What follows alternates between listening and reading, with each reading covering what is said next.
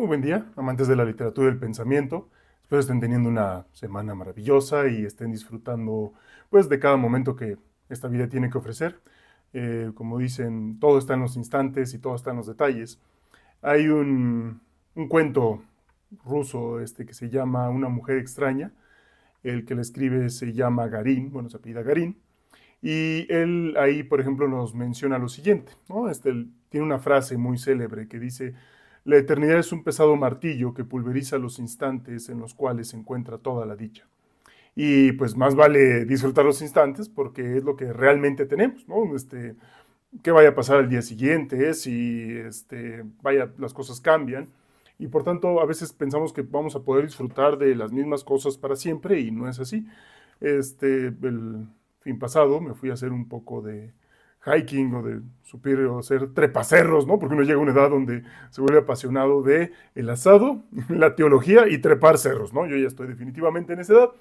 Y, y bueno, me costó un poco, no vamos a mentir acá, pero a pesar de que me costó un poco, es algo que todavía puedo disfrutar y bueno, me hizo recordar de mi época en donde crucé el África en bicicleta, lo cual, por ejemplo, ahorita definitivamente ya no podría realizar, dolores de espalda y falta de condición, pero lo disfruté en su momento y eso hace que pues, hoy sea más llevadero el hecho de que pues, bueno, no lo puedo hacer. Lo mismo pienso puede ser el hecho de trepar cerros, ¿no? Espero poder hacerlo durante lo que siga de todos los años subsecuentes. Y sin embargo, como no podemos asegurar nada, más nos vale disfrutar estos instantes, ¿no? Eh, Ven que hoy en día les voy a hablar de algo que ya habíamos empezado a hablar en otra ocasión, en un videíto anterior que se llama Gestos Vacíos. Hoy les voy a dar un poquito de continuación, ya que estoy aprovechando vilmente las clases luego que les estoy dando en la licenciatura, para también pues compartirlo con ustedes, ¿por qué no? ¿No? Y además, ya saben, continúa nuestra serie de lectura y análisis del Quijote. Y ven que el lenguaje siempre, y digo, ahorita vamos a empezar hablando del lenguaje, porque es lo que nos interesa también, tanto en la literatura como en el pensamiento. Lenguaje y pensamiento van de la mano, lengua y habla y pensamiento están más que conectados. Pero ven que habíamos hablado que el lenguaje se nos da como un regalo, ¿no? Esto se nos da como un regalo a la humanidad, es nuestra herramienta, es con lo que nos comunicamos, etcétera, y se nos propone como si fuera algo neutro, que no tuviera ahí, digamos, un peso de suyo, y no es así. Todo lenguaje que nosotros aprendemos trae de suyo un peso. Aquí ni siquiera estamos diciendo que eso esté mal, pero también presuponer que no es así, pues nos puede dejar, digamos, en varios aprietos. Supongamos lo siguiente: cuando tú estás a lo mejor queriendo entrar en un círculo de amigos, ¿qué es lo que te hace entrar, por ejemplo, en ese círculo de amigos? El cómo se habla. Un círculo de lectores de que les gusta, de Tolkien. Bueno, si vas y alguien está hablando, no, pues es que el árbol de Gondor, ¿no? Que tengo aquí, y tú te quedas así de, bueno, ¿qué diablos es el árbol de Gondor? Bueno, más te vale empezar a usar todo ese lenguaje para poder ser incluido más fácilmente en ese grupo. ¿Por qué? Porque ese mismo lenguaje te está dando las reglas, o las reglas no escritas, de lo que en ese grupo va a estar permitido pensar o no hacer. Es decir, un mundo de Tolkien, un mundo donde, digamos, hay honorabilidad y virtud, eso es lo que se va a esperar de los miembros de ese club. Cuando hagas algo que vaya fuera de eso, pues bueno, es muy probable que se te vaya a rechazar. Vean que, por tanto, al momento en que nosotros empezamos a usar cierto lenguaje, este lenguaje lo que hace es colonizarnos, ¿no? Es decir, se apropia un tanto de nosotros. No es que nosotros estemos dominando el lenguaje, que tanto no es más bien que el lenguaje nos está dominando a nosotros. Empezamos a leer al Quijote y ese lenguaje también nos está dominando. Ese idioma quijotesco que nos ha hecho apasionarnos, que nos ha hecho pensar que este mundo podría quijotizarse y ver lo mejor de todas las cosas, ¿no? Ver lo mejor de cada persona y buscar las virtudes en donde todo el mundo solo está buscando los defectos. Y sin embargo, este lenguaje que se nos aparece como un regalo, que es neutral, pues no es neutral y también nos está dando un contenido, un enlace de lo que deberíamos, de lo que podemos y de lo que se debe pensar. Es lo que subyace a nosotros, ¿no? Subyace como una serie de reglas no escritas que nos está, digamos, dando el entramado o los límites de lo que podemos y de lo que deberíamos pensar. Y eso lo hace más interesante, ¿no? Vean, por tanto, que una vez que hacemos un regalo, así como el lenguaje nos hace un regalo, en el momento en que lo aceptamos, solo por la comunicación misma, estamos ya incluidos en esa dinámica, digamos, del lenguaje. Les pongo un ejemplo. Recuerdo que, vaya, en las escuelas suele haber esto de ir a misiones, ¿no? Para compartir el tiempo con personas que viven en poblados muy retirados y que a lo mejor pues, sus condiciones de vida no son tan favorables o casi nada favorables. Y por lo general todos regresan con la misma anécdota. Ah, es que fui y de repente sacrificó al único pollo que tenía para comer en un mes, o que era el único pollo que iba a comer en ese mes, y lo sacrificaron para dármelo de comer. Y por lo general lo que se les recomienda, el consejo que se les da a esos alumnos es que no lo rechacen. No es por otra cosa, es el hecho del regalo, es el lenguaje. Lo que esas personas están haciendo al ofrecerte lo mejor que tienen es, digamos, ofrecerte un regalo. Si rechazas el regalo, entonces, ¿qué estás rechazando? Entablar un enlace social, ¿no? Es decir, un lazo social. Vamos a hablar castellano, no puede ser.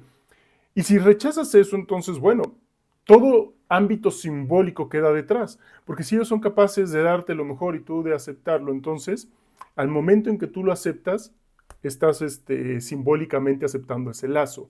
Si lo rechazas, entonces estarías renunciando a ese lazo, ¿no? Entonces, por eso es tan importante, no por otra cosa, de que, ay, no, pues si tienen tantas carencias, ¿por qué hacen eso? ¿No? Deberían conservarlo, ¿no? Claro, ellos no están pensando de manera utilitaria, de manera capitalista, de manera burguesa, de manera en donde, digamos, tienen todos los satisfactores solucionados. Eso es fácil pensarlo cuando tienes todos los satisfactores solucionados. Ellos están pensando en lo más humano que tienen, y es el lazo social, el lazo humano, que es a lo mejor lo más digno que podemos tener cuando todo lo demás falla, y que debería ser lo que siempre mantuviéramos, aunque tuviéramos en exceso las demás necesidades de la vida. Y que parece ser que es lo que más olvidamos después, ¿no? Definitivamente. Por tanto, vean que la comunicación humana siempre es reflexiva. Cada acto de comunicación no comunica exclusivamente el contenido de lo que se está comunicando, sino simboliza el hecho mismo de la comunicación. Cada que yo hablo de algo, lo que estoy haciendo, por ejemplo, es entablar el hecho o expresar el hecho de que la comunicación es posible, como un presupuesto. Si no, pues bueno, no diría nada, si no presupongo que hay alguien ahí detrás escuchando, y además que la comunicación existe sin importar el contenido. Es más, a lo mejor hasta después se me olvidó qué diablos dije. Y sin embargo presupongo eso. Si no, la comunicación sería imposible. Presupongo que hay alguien ahí escuchando. ¿Quién? Ese gran otro. ¿Quién sabe quién sea, no? A lo mejor los que me han comentado bastante seguido, como Ismael y demás. Bueno, esos pues ya los tengo ahí más que presentes. Pero lo presupongo. Si no presupusiera que hay alguien ahí detrás de ese gran otro que escucha, entonces este acto que está simbolizando el acto de la comunicación mismo, sin importar el contenido, digamos, carecería de sentido y por tanto buscaría otra forma de comunicar, o bueno, viviría más bien como aislado y como salvaje, ¿no? Como un vil salvaje. Por tanto, es un pacto simbólico. Es un pacto simbólico entre alguien que yo no sé quién es, que yo no conozco, que yo no los conozco realmente, y ustedes a mí, pues tampoco, aunque ven más de mí que lo que yo veo de ustedes, definitivamente, excepto cuando hacen sus comentarios, ¿no? Ahí sí veo un poco más. Este es un pacto simbólico, y ese pacto simbólico es tanto dar un regalo que quien comenta o quien está respondiendo o quien le gusta, y gracias por sus likes, ¿no? Siempre son buenos para que se difunda esto. Vean lo simbólico que es eso. Yo lo hago y mi satisfactor es el like, y entonces, ¿qué pasa? Entablamos relación. Hacen el comentario y entablamos relación, entonces tengo más motivación para hacerlo. No estoy ahí, digamos, manipulándolos ni nada para que lo hagan, pero si lo hacen, nadie se va a quejar. Nadie. Nada, está bien. Vamos a... si no me divierto yo, ¿quién? ¿No? Vean que por tanto todo intercambio simbólico y toda comunicación tiene gestos vacíos. El hecho de la comunicación es un gesto vacío. Cuando no, entonces estamos con otro tipo de problemas, por ejemplo, con la sociopatía, que en un momento vamos a hablar de eso.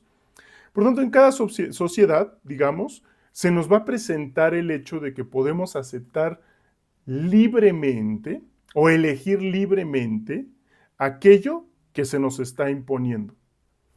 En una democracia tú puedes elegir libremente a tus gobernantes, eso es la democracia, tú eliges a tus gobernantes. Y claro que no, eso es una falsedad. Yo no los conocía, sino ¿qué les gusta? El día anterior que los propusieron y que salió un salvaje que en mi vida había visto y que tiene cara de más ratero que el anterior, ¿no? Por Dios. Y entonces yo tengo que elegir entre 2, 3, 4 opciones, dependiendo del país. Si es Gringolandia o Estados Unidos, serán 2. Si es México, pues serán N, ¿no? Ya está, es un absurdo que existan tantos. ¿Por qué? Porque al final del día, lo que estamos, frente a lo que estamos es que supuestamente yo voy a ejercer un voto y voy a elegir a mis gobernantes, ahora a mis jueces, quién sabe cómo. Está bien, ¿no? Digo, me da igual, vaya, al final del día toda sociedad tiene estos gestos vacíos. En el momento en que yo dejo de votar, ahí lo que estoy haciendo es rechazar la oferta que se me está imponiendo y eso sí sería más revolucionario que anular el voto, que votar por el de oposición nada más para que, digamos, exista oposición y para lo que ustedes quieran. Fíjense que en mi país, aquí en México, si mal no tengo memoria, hubo una temporada en donde eran las elecciones, me parece, entre Felipe Calderón, que era el presidenciable de aquel entonces, y López Obrador, que también era presidenciable de aquel entonces. Y recuerdo que en mi generación de aquel entonces, que apenas íbamos a cumplir 18 años, me parece, ya íbamos a votar en esa elección, se estaba difundiendo mucho, tanto en cadenas de correos, oye, en Facebook, que era lo que ya apenas y estaba existiendo, así de viejito soy, que no había que votar, que era un absurdo votar, que realmente ni queríamos realmente a Felipe Calderón, ni tampoco queríamos al otro, ¿no? Es decir, bueno, vaya, veíamos que pues era básicamente lo mismo, ¿no? O sea, honestamente yo ya estoy cansado de que pasan partido tras partido tras partido y básicamente las propuestas no son distintas, no veo ni izquierda ni derecha, es la misma moneda pero volteada en mi percepción, ¿no? Ahí humilde, de un humilde obrero de la educación que soy, que pues bueno, estamos aquí dialogando con ustedes. Pero lo que a nosotros nos importa es eso, que aunque yo no elegí ninguno de los presidenciables, yo no elegí sus propuestas, es más, sus propuestas estaban vacías, eran lo más vacío del mundo, no hay propuestas, pero no están hechos, ni siquiera en los debates, para darnos propuestas, lo que no importa es el contenido, lo que importa es cómo presentan el gesto vacío y si tú lo aceptas. Si tú lo aceptas, entonces, ¿qué pasa? Ya ganaron un voto, porque entonces ellos están hablando en el lenguaje que quieren, digamos, que tú estás aceptando. Me dan ese lenguaje, yo lo acepto, ese gesto vacío de cualquier partido político, todos son vacíos, ¿no? Entonces aquí no estamos distinguiendo ninguno. Y entonces, ¿qué es lo que sucede? En ese momento, yo estoy obligado, ¿no? A que pues es por el que tengo que votar. Y aunque vote por el otro, también estoy aceptando el gesto vacío que me está ofreciendo. Por tanto, mientras esté este sistema lingüístico de la democracia, pues no me queda de otra, sino aceptar ese lenguaje, ese idioma, ese regalo que se me está ofreciendo y votar por uno y otro. Cuando honestamente no soy libre, no estoy realmente eligiendo. Se me están dando dos opciones y entre esas dos, pues supuestamente el mal menor o el que yo elija que me represente más, ninguno realmente me representa, ¿no? Es el absurdo y es, digamos, la apariencia de la libertad y de la democracia. Esta apariencia lo que nos va a hacer es presentarnos como si fuera libre aquello que es obligatorio. Y eso es lo que verdaderamente es problemático. Bueno, no problemático, es hasta natural dentro de nuestro mismo lenguaje. Porque nos vamos a hacer codependientes de estos gestos vacíos. El mejor presidenciable, el que más va a ganar, es el que hace estos gestos vacíos. En las elecciones anteriores, por ejemplo, Donald Trump prometió limitar el flujo de migrantes a la frontera y dentro de los últimos presidentes ha sido el que menos ha deportado, ¿no? Entonces, su lenguaje, si se dan cuenta, es un gesto vacío. Está hablando ¿para qué? Para los votantes. En el momento en que aceptan ese gesto vacío, que el contenido no es lo que importa, sino que acepten ese regalo, sentirse representados y pensar que están eligiendo, entonces, ¿no? Es que gana y demás, pues va a ser ese juego con tal de estar en el poder. A veces pues, se puede ir cucú y volverse realidad, ojalá que no. Seguimos dependiendo mucho de las remesas del país del norte. Dios gracias. Sigan mandando sus remesas, ¿no? Todos estamos agradecidos con ello. Vaya, no, sería un absurdo pensar que no. Seguimos siendo un país que depende totalmente del país del norte y que, pues bueno, también nos ha traído, en verdad, muchas cosas buenas. música, sobre todo, ¿no? Siempre es bello escuchar música y, bueno, y también nosotros enviarla, ¿no? Vean que, por tanto, esto siempre es, por tanto, se nos aparece que la elección es vacía, ¿no? La elección es, digamos, las elecciones solo se dan en apariencia. Les pongo otro ejemplo, ¿no? Otro ejemplo es, bueno, este sí me pasó. Este ejemplo no es broma, este sí me pasó.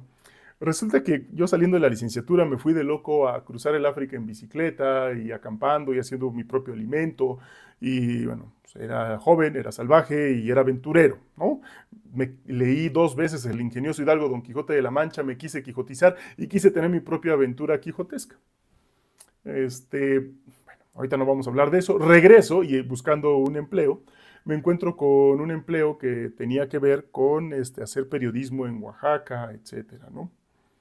Y para ese entonces un amigo de la licenciatura también estaba concursando para ese empleo, ¿no? Normal.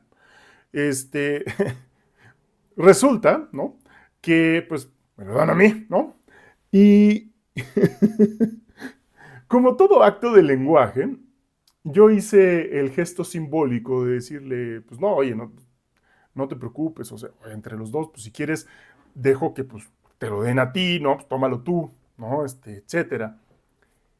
Esos gestos vacíos se hacen solo por el hecho de mantener el lazo de comunicación. Están hechos para ser rechazados. Yo, en mi expectativa, estaba esperando que él dijera, no, no, ¿cómo crees? No, tómalo tú, los dos lo necesitamos, etcétera. Pero me dijo que sí. Y lo tomó. Y entonces, ¿qué pasa cuando esos, digamos, ofertas, esos, digamos, regalos se ofrecen para ser rechazados, pero se aceptan? Lo que sucede es que se desintegra la apariencia de libertad, de que somos libres y se rompe el lazo social. No le tengo ningún resentimiento, vaya, entiendo ahora que pues, también lo necesitaba, etcétera. Pero en su momento sí le dejé de hablar y todo, ¿no? Y todo bien, y no, no, carnal, no sé qué, y demás. Claro, no, no pasa nada, yo entiendo. Claro que no entendía, ¿no? Era joven, era soberbio, y no iba a aceptar que, pues, vaya, esperaba que fuera rechazado y pues bueno, uno se vuelve más inteligente y sabio con el tiempo para no andar haciendo ofertas simbólicas esperando a ser rechazados cuando pueden aceptarse.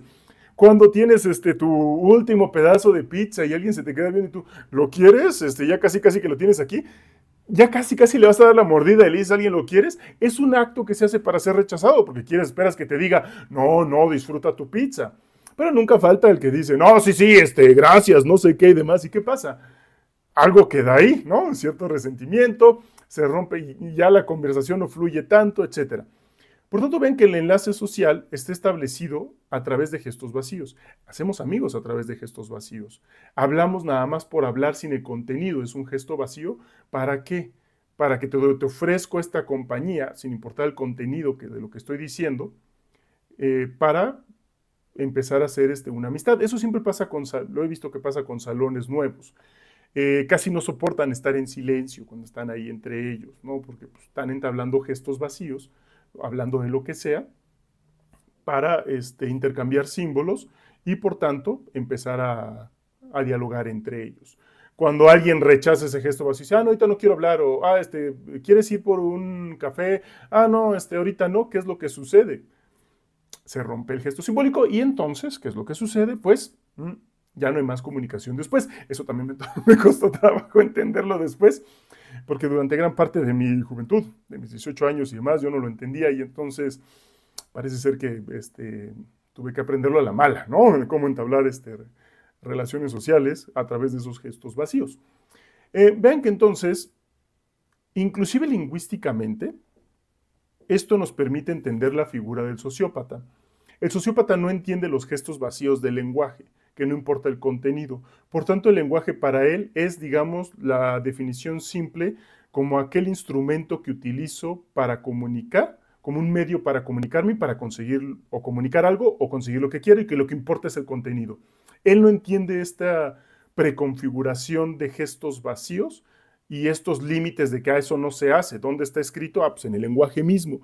Le cuesta, más bien, ni siquiera es que le cueste trabajo, no está dentro de esa persona. Por tanto, para él el lenguaje es simplemente aquellos signos que nos van a transmitir significados. No entiende eso de gestos vacíos. Y eso lo que hace es que su moralidad sea utilitaria, ¿no? No entiende que la moralidad sea un gesto, digamos, o esté dentro de un lenguaje como un gesto vacío de que hay cosas que no se hacen, como aquellas normas no escritas. Lo que él entiende es que aprende y entiende la moralidad solamente como algo que hay que estudiar o entender en los demás para utilizarlo, para manipularlos y para qué. Para que en todo caso, si lo cachan haciendo algo malo, él no se va a sentir culpable. Fue un error de cálculo para poder poner a todos a su merced, digamos, a lo que buscaba realizar, para que todos estuvieran a su servicio y para manipularlos y obtener algo. Para él el lenguaje en todo caso es eso, es una dimensión performativa, donde lo que busca, digamos, esta dimensión performativa va a ser insensible a ello. Entonces, por tanto, lo que va a buscar es entender este lenguaje para manipular a los que están a su alrededor y en todo caso, si algo no le sucede, es un error de cálculo. Hoy en clase les comentaba el siguiente ejemplo que yo entendí, digamos, esta sociopatía de una manera tardía y un tanto tarde siendo docente.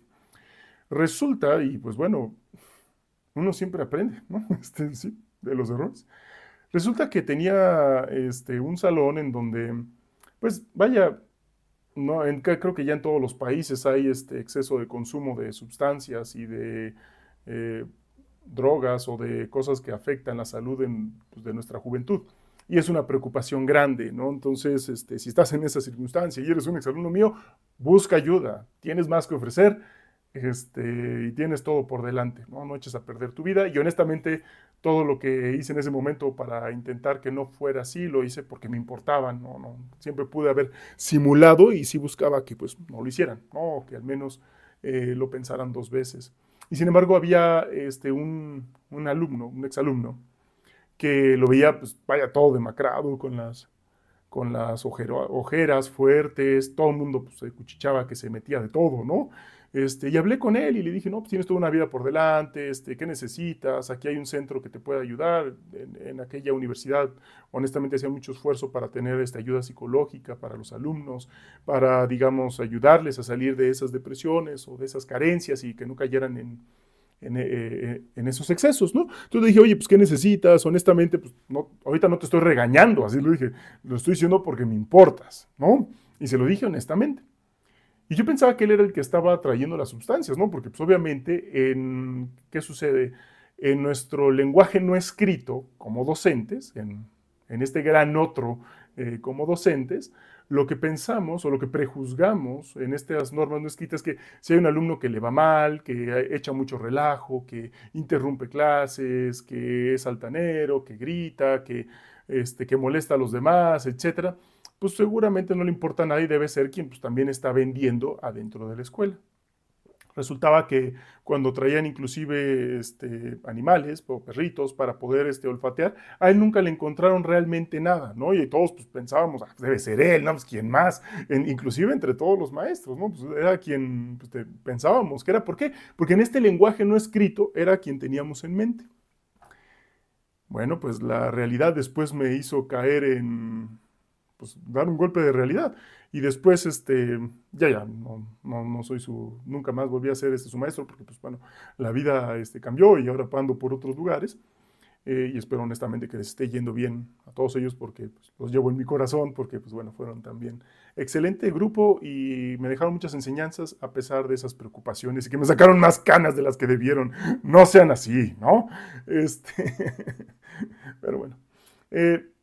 Pues resulta que la alumna de mejor promedio, o una de las de mejor promedio, la que no me hacía ruido, la que no echaba relajo, la que siempre me entregaba todo, etcétera, etcétera, etcétera, era quien les estaba vendiendo a todos los demás. Y eso me enteré pues, mucho tiempo después, cuando ya después me confesaron, yo ya habiendo salido, y me parece que esa generación ya también salió, ¿no? Entonces me confesaron después que, pues no, él no, nada que ver, ¿no? La que se lo vendiera, la de excelentes calificaciones, se lo vendía a él.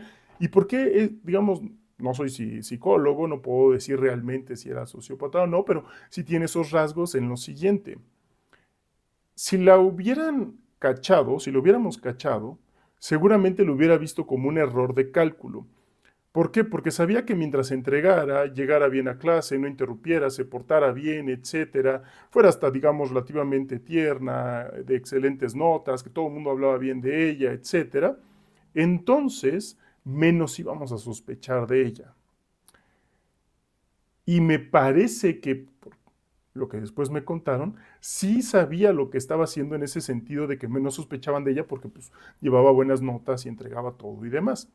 Si la hubiéramos llegado a cachar, yo hubiera pensado, es que como empecé a faltar mucho, por eso me cacharon. Fue un error de cálculo.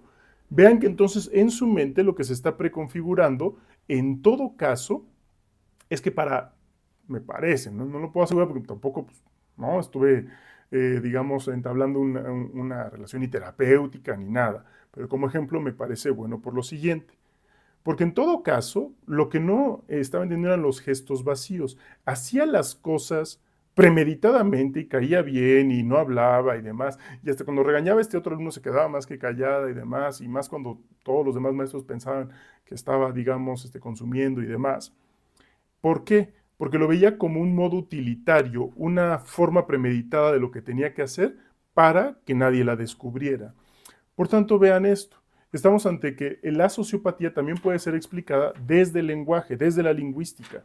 Aquel que no puede entender los gestos vacíos y que por tanto solo entiende el lenguaje como un medio para conseguir sus fines y que no siente culpa, porque en todo caso aprende la moralidad o lo que está prescrito en el lenguaje solo para manipular o para obtener sus fines, y que nunca siente culpa, sino que solo ve errores de cálculo, eso lo podemos entender bajo estas nociones como sociopatía.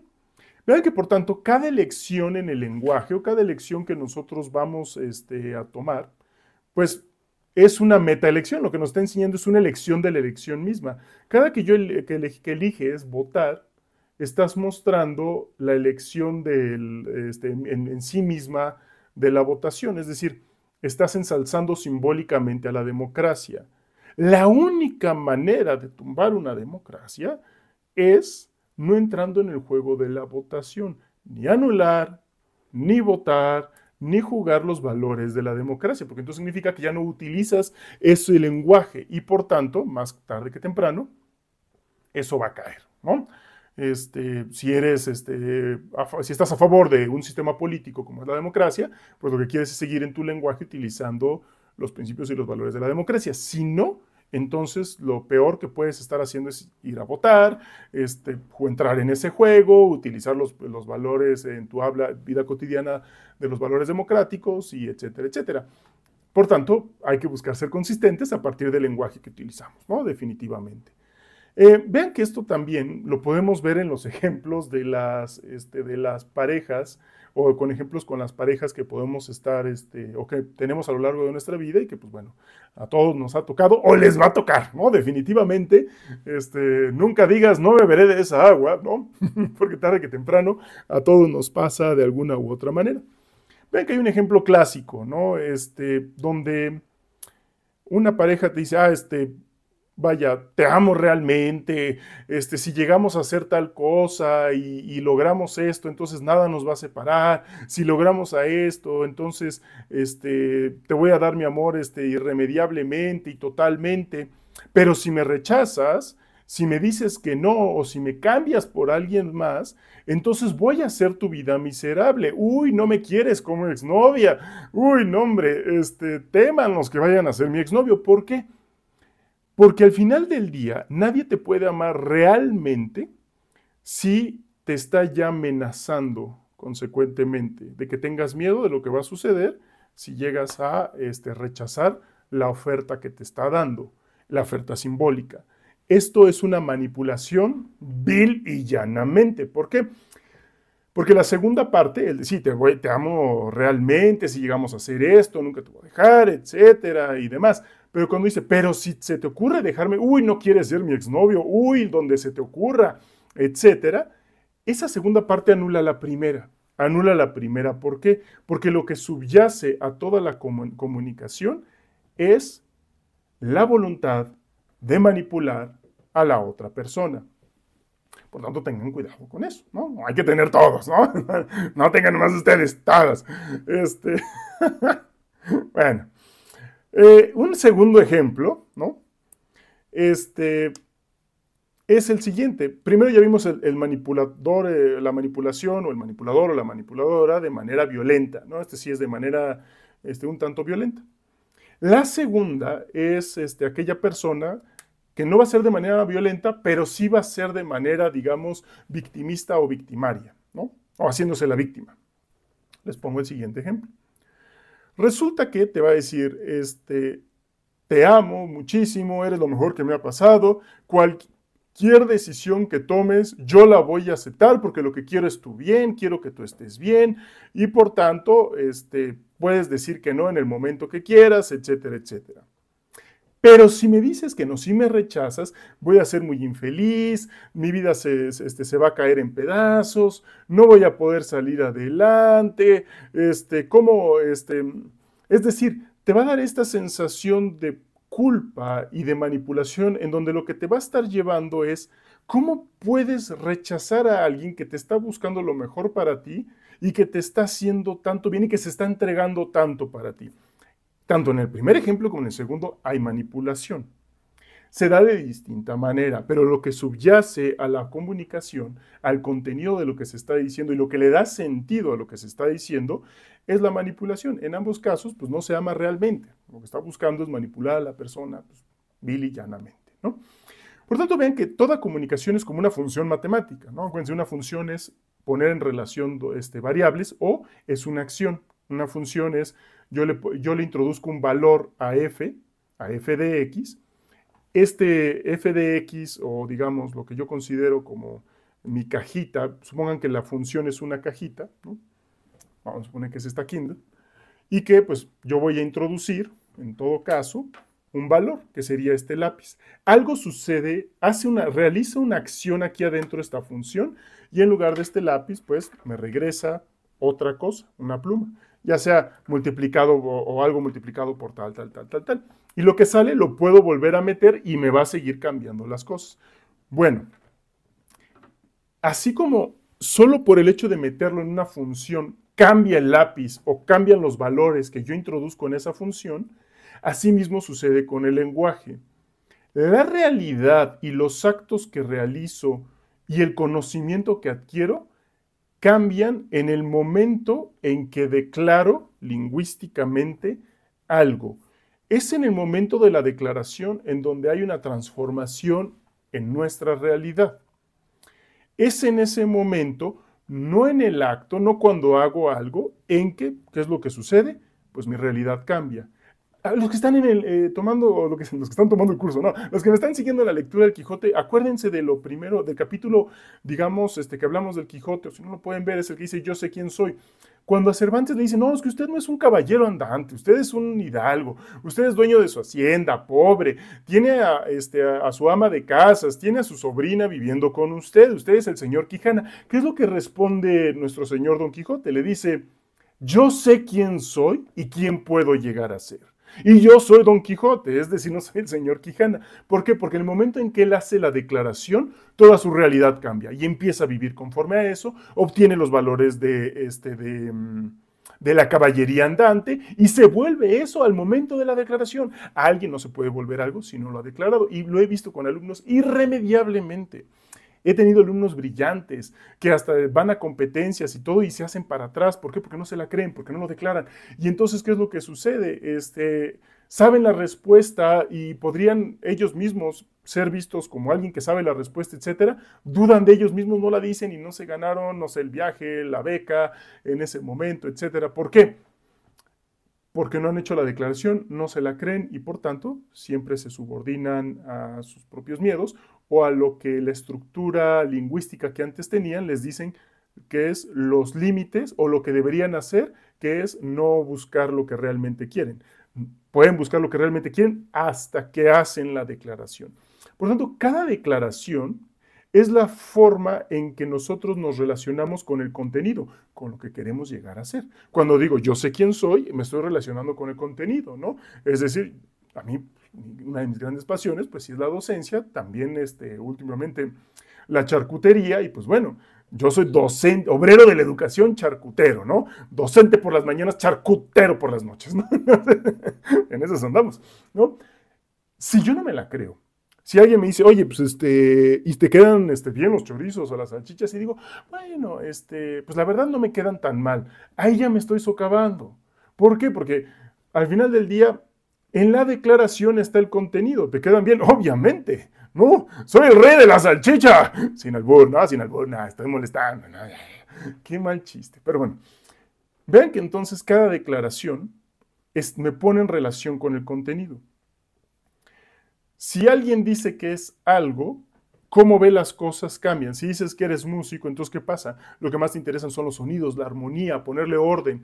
Y sobre todo en los músicos, lo que más importa no es llenar de sonidos todo, sino entender los silencios. El silencio es la constante.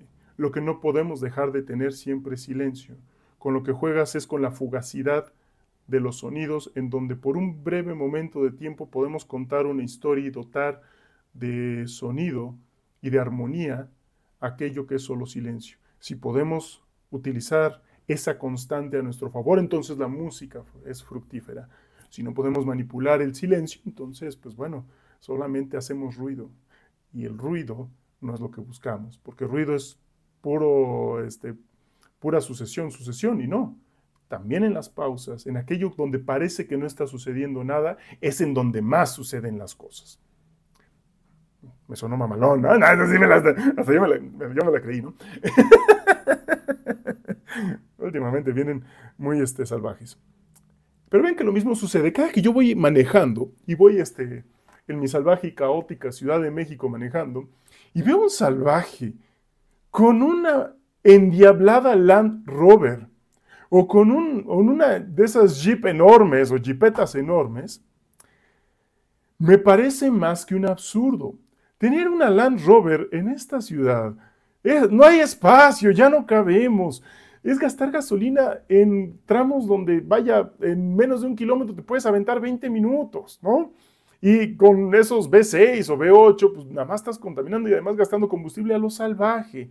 Esos camionetones o esas trocas enormes como las Tacomas y demás, eso solo se entiende en Texas, por ejemplo. Ahí sí hay espacio para tener eso y para aventar, ¿no? Y además tienen petróleo a morir. No, pues ahí sí más que comprensible, ¿no? Ahí tienes a las personas que no son tan altas y luego no se pueden subir y ahí andan con su Jeepet. No es cierto, no es cierto. Dejen de molestar, a los honorables tejanos, ¿no? Vean que entonces, todo esto, ¿por qué se usa esa jipeta y por qué se usa esa Land Rover en la Ciudad de México?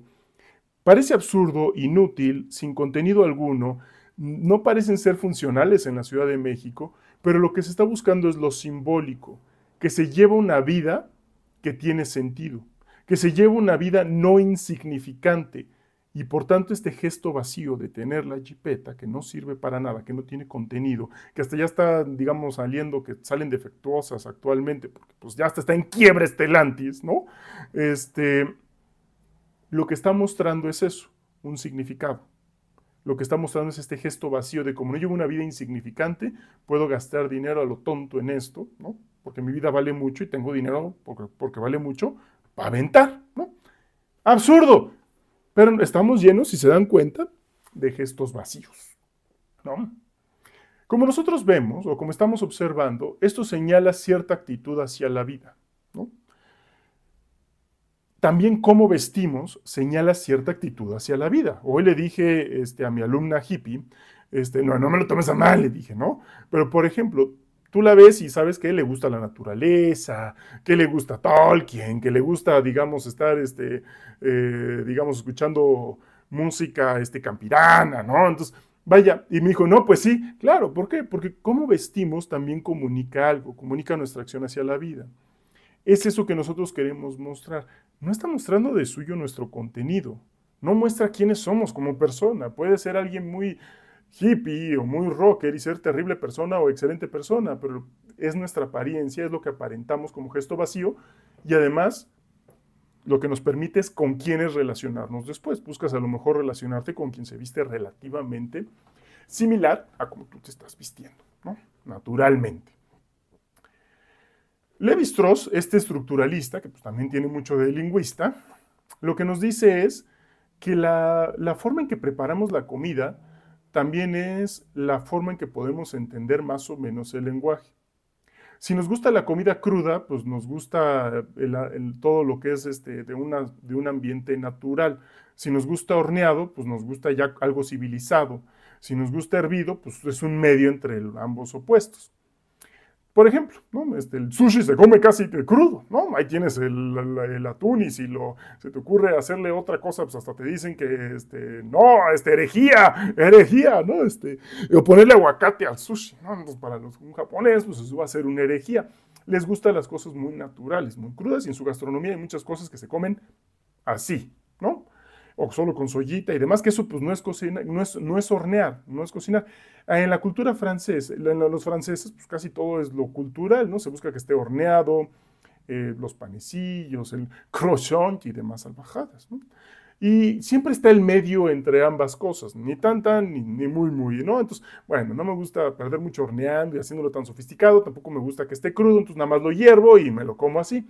Bueno, en nuestra forma de hablar también tenemos esas sofisticaciones. Es un triángulo semiótico o de interpretación de símbolos. Les pongo otro ejemplo. Este ejemplo es del filósofo Slavoj Žižek, que le encanta mencionar este ejemplo de los retretes. Si nosotros vemos los retretes dependiendo del país, podemos entender los símbolos y su forma de entender la realidad o de aproximarse a los problemas y por tanto del lenguaje que subyace para construir su realidad.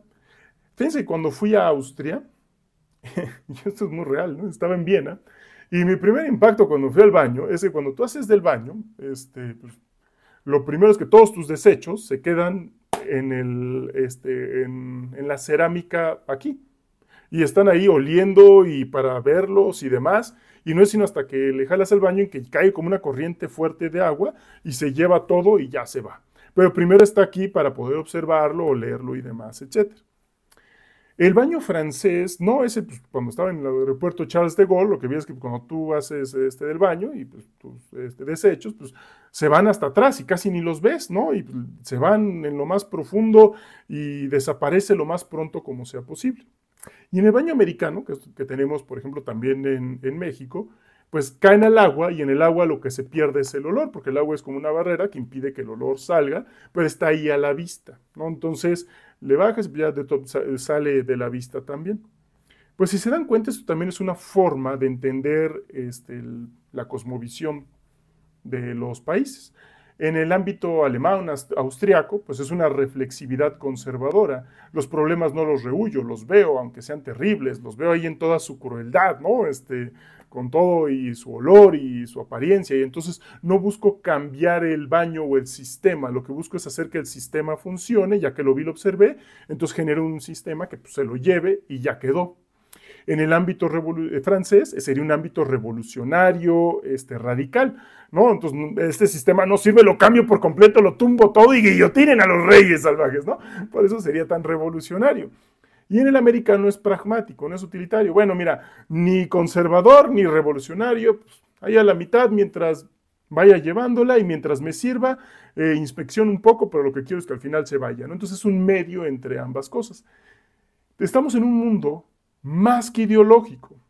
¿Por qué? Porque hasta cuando vamos al baño estamos plagados de ideología.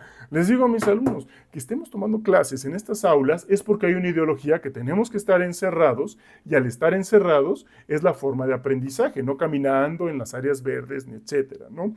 Por tanto, nuestros baños están repletos de ideología, nuestras iglesias, nuestra arquitectura. Vean una iglesia moderna. Vaya, no me sorprende que cada vez haya menos creyentes y que los que se están haciendo creyentes es por aquellos que conocen la tradición o la religión tradicional y la misa en latín, porque ahí sí está plagada de simbolismo y que no es absurdo y que da más sentido, etc. En mi humilde opinión, y ya pues quien hablamos de eso, pero si se dan cuenta estamos plagados de símbolos. En el momento en que nosotros estamos en un ambiente o en una construcción, también estamos plagados de ideología. Una construcción arquitectónica está plagada de ideología. Si se hacen departamentos cada vez más pequeños, está plagado de ideología que las personas no deberían de tener más hijos. Si comparan en la Ciudad de México las unidades habitacionales que se hicieron hace 50 años aproximadamente, hay una unidad habitacional que conocí hace tiempo, que por ejemplo los departamentos, el pequeño es de 100 metros cuadrados con 3 de recámaras, tiene balcón, sales y áreas verdes a morir, etcétera. Hoy en día eso sería impensable en la Ciudad de México, casi que 72 metros cuadrados ya es muchísimo, y vaya, ya hay hasta construcciones en Polanco de 50 y tantos metros cuadrados y con rentas que se van al cielo, ¿no? Y obviamente nadie ahí tiene una familia, ¿no? Definitivamente, a lo mucho tendrá su chihuahua o su perro caro y ya, ¿no? Eso trae, la construcción trae una ideología detrás, y esa ideología, ese lenguaje no escrito, es aquello que está poniendo las normas de cómo deberían vivir las personas. No es sorpresa que hoy en día ya nadie quiera tener hijos. Y eso pues no es otra cosa sino una cultura de muerte, ¿no? En mi humilde opinión. Vamos para acá. Ya casi termino, ¿eh? No se me desesperen, ya me pasé. Bueno, no pasa nada. Tengo 45 minutos, pero pues, creo que nos estamos pasando bien. Si ven que cuando yo hago una declaración y creo una realidad, al momento de que lo hablo, creo esta realidad, esto es una dimensión, digamos, de interacción simbólica. Por ejemplo, fíjense que todos los amigos que he tenido que llevan estas relaciones abiertas, donde, pues bueno, podemos tener relaciones extramaritales, somos open mind y abiertos y demás, tarde que temprano falla eso, no por el hecho de la relación misma que hayan tenido con otra persona, sino por el efecto simbólico y lingüístico que hay detrás. Ahorita vamos para allá. Vean lo siguiente. Resulta que tuve un amigo que tenía que se aceptaba que, digamos, tuvieran relaciones extramaritales y ambos las tenían y demás, etcétera. Y un buen día invitó a su esposa a comer a un restaurante. Y de repente ya estaba genial, pues qué buena comida, está genial, ¿por qué no me habías traído aquí antes? Y demás. Él, es que apenas lo conocí, y pues la verdad es que pues no quise dejar de traerte porque fíjate que fulanita, me lo recomendó y entonces, cuando lo probamos estaba genial y demás, y entonces, la pasamos tan bien que no quise dejar de traerte para que también lo conocieras y demás. No fue el hecho de que la esposa no supiera que tenía relaciones extramaritales. Eso ya lo sabía.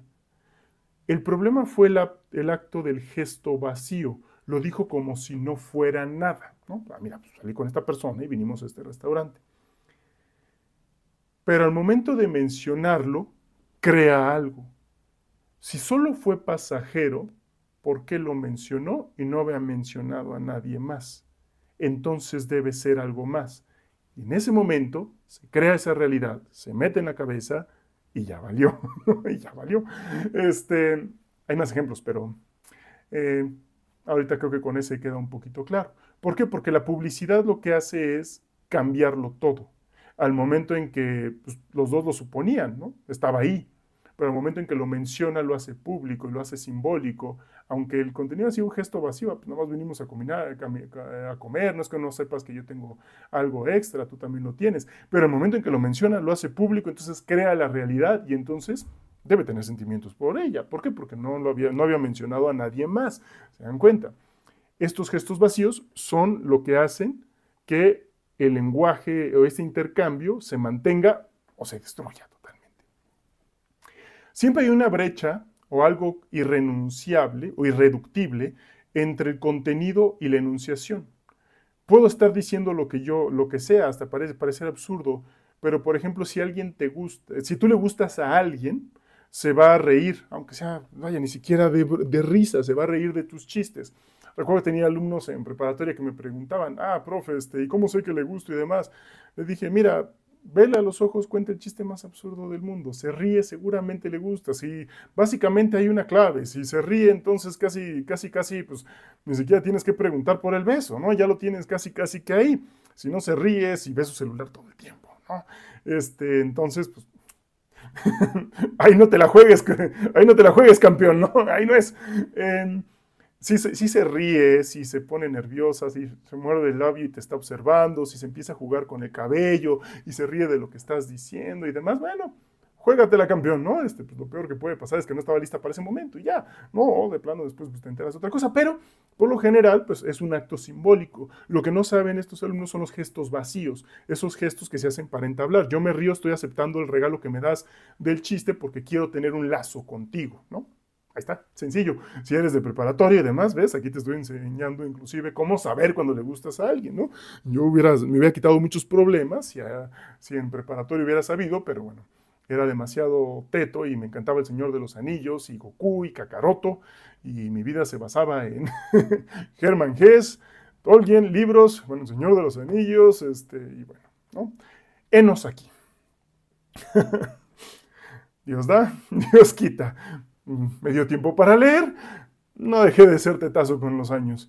Pero bueno, vean que entonces la represión y el retorno de lo reprimido son uno y el mismo proceso. ¿Por qué? Porque cuando yo reprimo algo, tarde que temprano regresa. Tarde que temprano, de alguna otra manera, o se manifiesta o se encuentra el contenido dentro de la expresión de lo que estoy queriendo ocultar. Recuerdo que cuando yo estaba en la secundaria, fue la invasión de Estados Unidos a Irak, cuando George Bush, hijo, Jr., salió en las noticias diciendo, "We are at war", ¿no? Y se esperaba que las Naciones Unidas dijeran, no, no, espérate, y no sé qué. Y salió el portavoz de las Naciones Unidas, que me parece que era Powell, si mal no me acuerdo, justificando la invasión de Irak, porque pues, tenían armas de destrucción masiva, por garantizar la paz, llevarles la libertad, traer la democracia, ¿no? Como ese regalo. Teme a los griegos, más cuando traen regalos. Teme a los norteamericanos, más cuando te traen el regalo de la democracia. Es verdad, ¿eh? Y con todo, y que pues hay muchas cosas admirables de los norteamericanos, pero toda potencia trae un regalo que en el momento en que lo aceptas, pues te termina sometiendo, ¿no? Es el mismo gesto del lenguaje. Y entonces este portavoz de las Naciones Unidas, Powell, estaba hablando y todo el mundo nos percatamos, bueno, todo el mundo, pero vimos como que había algo atrás, que estaban arreglando, había una manta que cubría algo. Yo era muy joven, estaba en secundaria, no sabía qué había atrás ahí de esa zona de las Naciones Unidas. Pero personas astutas de repente se dieron cuenta de que, oye, ¿qué no se supone que hay una réplica del Guernica de Picasso en donde se muestra la destrucción de los alemanes de la Segunda Guerra Mundial cuando bombardearon el pueblo de Guernica? Y entonces se le volteó a las Naciones Unidas. Si esto está justificado y quieres que no pensemos que esto se trata de una invasión o de un aspecto como la invasión o como el poderío de los alemanes de la Segunda Guerra Mundial, entonces ¿por qué lo estás encubriendo? Aquello que ocultamos, aquello que reprimimos, tarde que temprano, se muestra en el mismo proceso, en la misma enunciación de lo que estamos encubriendo, de lo que estamos no mostrando, ¿no? Y aquí pues, por eso lo podemos ver claramente en este ejemplo. Por último, porque pues ahora nos encanta dar ejemplos, había un jefe de la CIA llamado Eagleton, ¿no? No se pronuncia así, la verdad, pero no pasa nada, suena mamá, ¿no? Eagleton. Y resulta que él era encargado de encontrar espías soviéticos para evitar que se difundiera el comunismo en toda Norteamérica y ese virus que era el comunismo, etcétera, etcétera, ¿no? Para bien y para mal. Y por tanto, él lo que hacía era de repente que llegaba un espía soviético y le decía, oye, pues yo me voy a entregar, ¿no? Yo voy a delatar para que entiendas lo que está sucediendo con cómo opera la Unión Soviética acá, etcétera, etcétera, etcétera. Y lo que hacía Eagleton era mandarlos de regreso a la Unión Soviética, sabiendo que con mandarlos al regreso básicamente era que iban a padecer tortura y seguramente muerte. Porque decía, pues si es real y va a ser traidor de la Unión Soviética, pues ya está muy bien. Pero qué tal que es un agente doble y me está simulando que se está entregando y para seguir enviando información a la Unión Soviética y yo ya no sospechar de ellos. Entonces los cazaba a todos y los mandaba de regreso. Pero ¿qué necesita todo sistema de espionaje como la CIA? Lo que necesita es lo que se llaman los delatores, los snitches. Es decir, aquellos que delatan, aquellos que hablan. Y al momento de estarlos regresando a todos, ¿qué es lo que estaba perdiendo? Información y capacidad de conocer al enemigo. Por tanto, el señor Eagleton terminó siendo aquel que ayudó más a la KGB y que ayudó más a la Unión Soviética.